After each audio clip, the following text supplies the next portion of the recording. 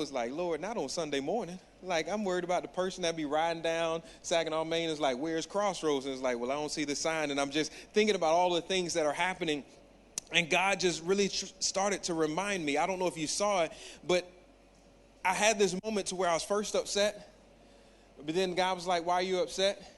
You're either going to be excited about an opportunity or you're going to be upset about what happened. And I was like, God, what are you meaning? Because he was like, anytime you move beyond talking about what I've called you to do and you start doing what I've called you to do, the enemy gets upset. And so the fact that we started moving past just talking about, hey, we want to serve our community, we want to do things in our community, and we invited this organization called Chat and Chew into the building, I know the enemy got upset.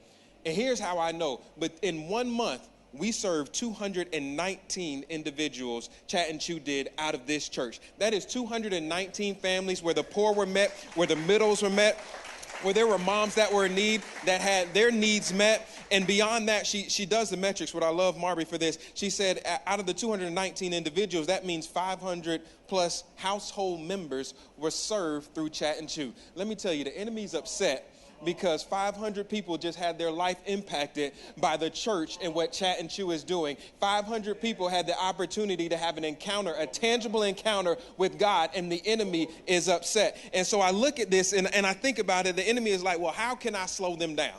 Because they're walking in the obedience that God has given them. How can I slow them down? He's like, I see a sign.